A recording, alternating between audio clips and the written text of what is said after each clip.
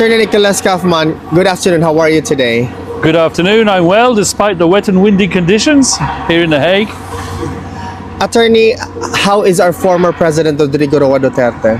As always, he's in good spirits and very happy to see his legal team. I believe he had a visit earlier from the Vice President herself. Attorney Nick, there's a lot of detractors, especially for you as the lead counsel of the former president, saying that you failed big time with the decision of the appeals chamber. I know you already made a statement about that. Do you want to respond to these detractors of yours? That I failed big time? I think that's a bit of an exaggeration. We do our job. We're lawyers. No one has ever been released, in this court at any rate, for charges of crimes against humanity. If we had managed to release the former president, it would have been a miraculous event. It would have been a great event.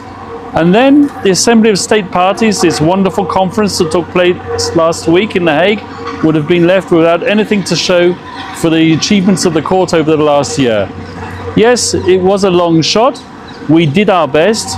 But, as I said, it doesn't mean that in the long run we don't have a chance of succeeding, bringing the former president, back home to the Philippines. Attorney Nicholas Kaufman, the medical determination or findings was already shared to the defense team and also to the other parties. Do we have a time frame as to when the determination of the court will be made public? Well, we have a time frame in the short term. We've received these medical evaluations. They are, of course, confidential, so I'm not going to share any of the contents with you. We have to file our observations on those reports by the end of the week, by the 12th. And then the court will obviously determine the procedure, whether or not these medical reports will be litigated or whether or not it will take a decision based on those reports only.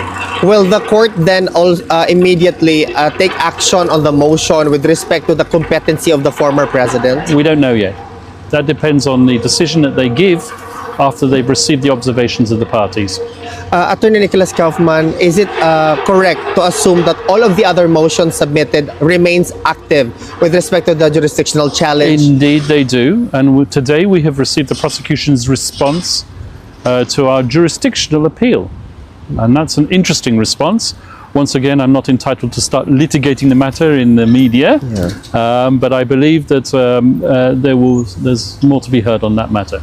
Attorney Nicholas Kaufman, if there are efforts from the supporters of the former president with respect to asking the Supreme Court, asking also the executive department through the office of the president, ensuring that they make position with respect to how the former president was arrested, will this be beneficial or in any way to the contrary to what the defense is doing? I don't want to interfere with matters that are currently underway in the Philippines.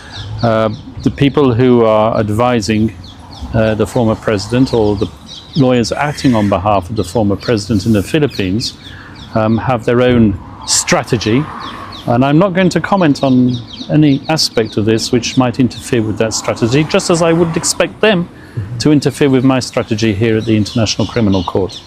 Attorney Nicholas Kaufman, some supporters of the former president are a little bit impatient with respect to the judicial process before the ICC because on the 11th of December will be the 9th month of the continued incarceration of the former president. A lot of individuals raised concerns about the human rights of the accused, in this case the former president. Do you have comment in this matter? Well, what I can say is that in the detention center, the former president is being well looked after. Okay? There's a lot of rumors circulating, and there have been these gross and horrible photographs circulated about the former president. That's not the condition. Yes, he's an old man. His condition is not what it was when he was the president, but he's been taken care of and his condition is being managed. With respect to the amount of time that he's currently been in detention, yes, a considerable amount of time has passed.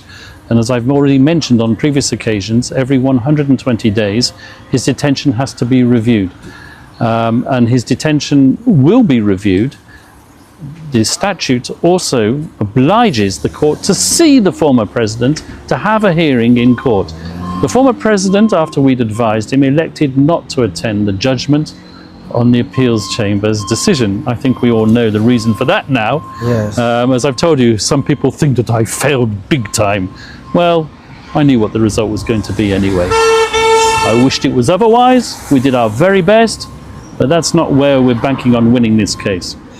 Attorney Nick, just to conclude this interview, is there something you want to relay to the supporters, the millions of supporters Yes, I of the do. former president?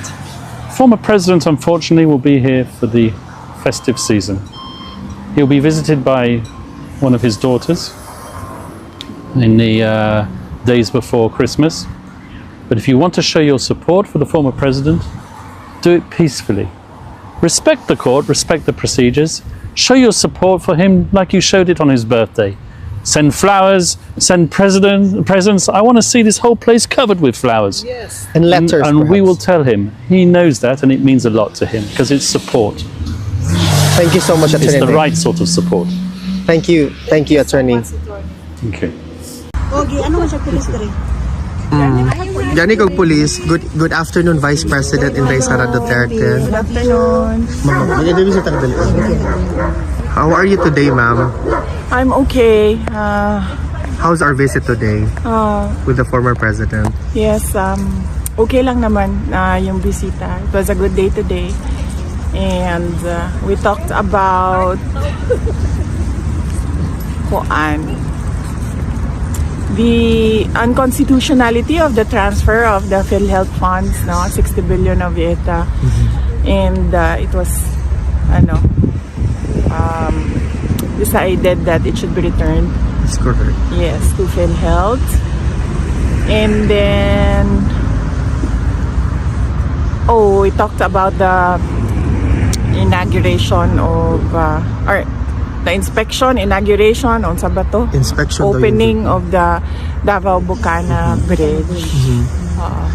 VP, what's the reaction of the former president and you yourself with respect to the unanimous decision of the Supreme Court 15-0 asking the government to return the funds to the PhilHealth Fund? Well, the Supreme Court is the final arbiter, no, of legal cases in our country, and if they say that it is unconstitutional, then it is, and then it should be returned. Rightly so, because dapat ang pera ng PhilHealth ay binabalik or nire-reinvest balik sa health programs ng ating bansa.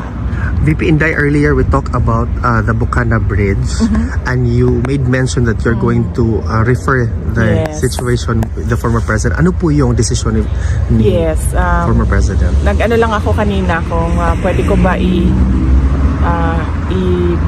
kwento yung backstory ng Bucana Bridge, and then he said na okay lang naman.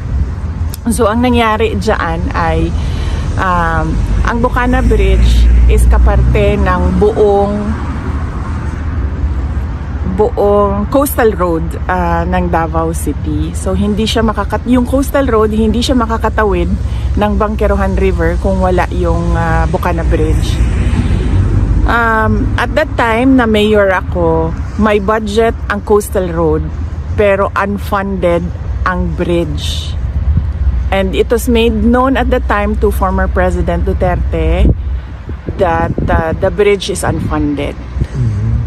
At siya ay naghanap ng paraan para mabigyan ng pondo yung bridge. So noong nakahanap siya ng pondo, ay sinimulan yung negotiations, sinimulan yung mga planning, lahat ng paperworks para doon sa bridge na yon ay sinimulan na. But ngayon, nandyan na yung bridge, so dapat nating pagpasalamatan para sa akin bilang isang Davaoenyo at syempre sa mga tiga Mindanao na din, dahil nagbe-benefit din sila doon sa coastal road na yun, no? Traveling from south to north of Davao in the region. Nagpapasalamat kami kay dating Pangulong Rodrigo Duterte dahil hindi siya tumigil sa paghahanap ng pondo para doon sa tulay. At syempre nagpapasalamat tayo sa People's Republic of China dahil buong-buo nila binigay yung entire cost ng tulay na iyon. So walang gastos ang City Government of Davao, walang gastos ang Pilipinas para tayo magkaroon ng bridge na yon. At napakahalaga ng bridge na yon dahil hindi mag-connect ang south to north kung wala yung bridge. What is your reaction, VP, with the statement of President Bongbong Marcos saying that this is one of the 4 legacy projects under his administration so far? Basta sa akin, yun na lang. Bilang Dabawenyo at bilang Mindanaon, nagpapasalamat ako kay dating Pangulong Rodrigo Duterte dahil ang totoo talaga niyan, alam niya at the time yung problema ko bilang mayor. Now, may coastal road, may budget ang coastal road, pero wala kaming budget para sa tulay. At and yes, as I said, yung source of fund, ang People's Republic of China, sila yung pinagpapasalamatan ko. VP Inday, on a different matter, today the determination of the medical records with respect to the competency of the former president will be submitted. Was the submission done already or?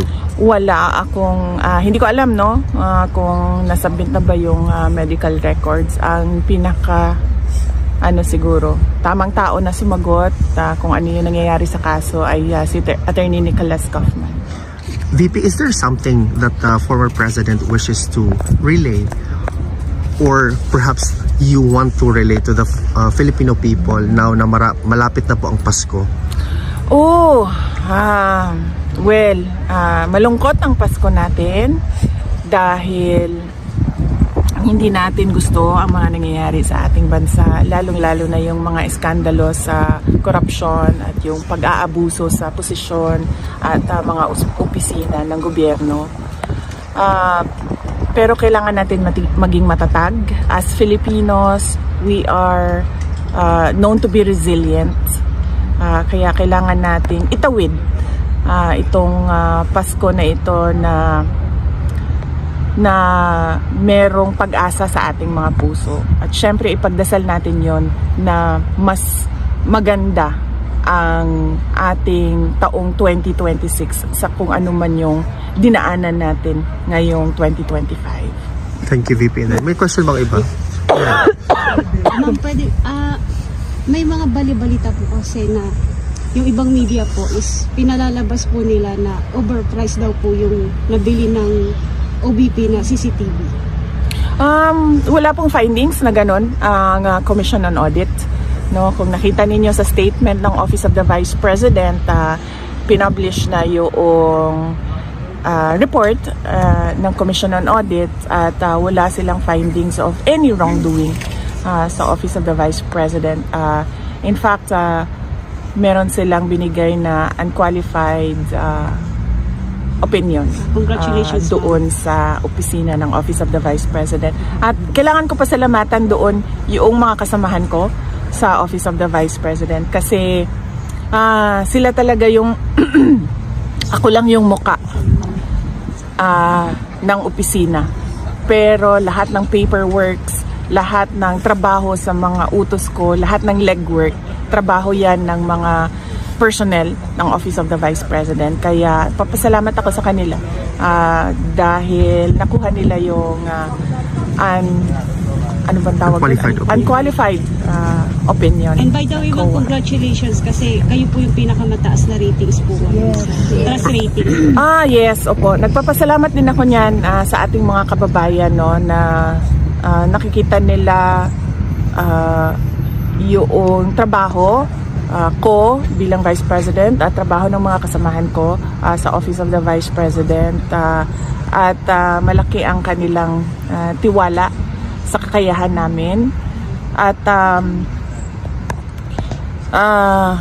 yes, so nagpapasalamat ako sa mga kababayan natin at kahit man na bumaba or tumaas yan, pabago-bago ang numbers, rest assured that the Office of the Vice President will continue to faithfully serve the Filipino people. One more, ma'am. Yes, ma'am. Any reaction, ma'am, kasi sabi po ni BBM is willing daw po siya makipag-dialogo sa inyo para daw po sa ikaunlad ng Pilipinas.